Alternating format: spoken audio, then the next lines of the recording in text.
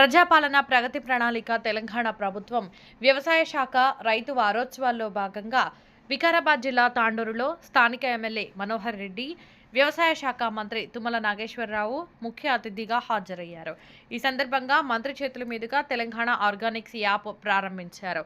అనంతరం మంత్రి మాట్లాడుతూ ఉమ్మడి రంగారెడ్డి జిల్లా సస్యశ్యామలంగా ఉండేందుకు ప్రాణహిత చేవెళ్ల ప్రాజెక్టు సీఎం రేవంత్ రెడ్డి లక్ష్యంగా పెట్టుకున్నారని అన్నారు. మరోవైపు కేంద్ర ప్రభుత్వం రైతులను నట్టేట ముంచిందని, పండించిన ధాన్యాన్ని కేంద్రం తీసుకోవడం లేదని విమర్శించారు. తెలంగాణ ప్రభుత్వం రైతులకు అన్ని విధాలా అండగా ఉండి వారికి మద్దతు ధర కల్పించిందని వివరించారు.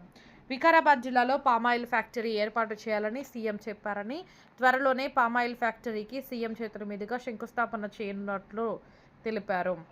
కార్యక్రమంలో అధికారులు, ప్రజాప్రతినిధులు, ప్రజలు తదితరులు పాల్గొన్నారు.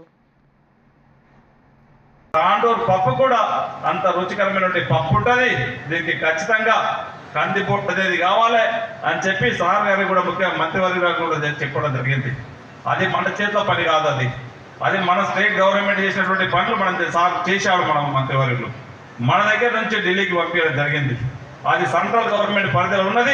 దాని గురించి కూడా సార్ మాట్లాడేటప్పుడు ఖచ్చితంగా క్లుప్తంగా కూడా చెప్తాడు. ఇక్కడ కావాల్సినటువంటివి మనకి ఇక్కడ ఉన్నటువంటి దాన్ని మనం చెప్పినాం. ఈ తాండూరుకు ఒక మార్కెట్ యార్డ్, ఒక పవిత్రమైనటువంటి మార్కెట్ యార్డ్ ఉంది. దీనికి ఒక మంచి పేరు ఉన్నది.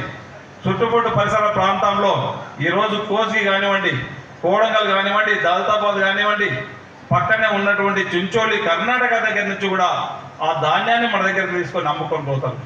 ఇక్కడ మార్కెట్ చాలా ఇబ్బంది ఉంది సార్ అని చెప్పి మంత్రి గారికి చెప్పడం జరిగింది.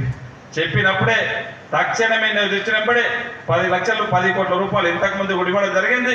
ఇప్పుడు కూడా మొన్ననే 14 కోట్ల రూపాయలు మనం మార్కెట్ యాడ్ కోసము మొన్ననే శాంక్షన్ చేయడం జరిగింది. పండించే వాళ్ళం తక్కువ ఉన్నాం.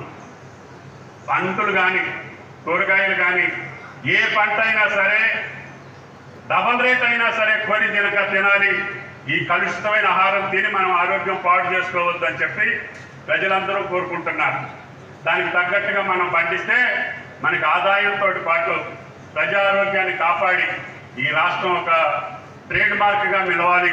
కాబట్టి అందరూ ప్రకృతి వ్యవసాయంకి వెళ్ళిపోయి మన భూమిని మనం రక్షించి మన పిల్లలకి మన మనవాళ్ళకి ఆరోగ్యవంతమైనటువంటి భూమాతని వాడికి అందించినప్పుడే ఈ వ్యవసాయం మనుగడ కొనసాగుద్ది అని చెప్పి మీకు ఈ సందర్భంగా మనం చేస్తాం.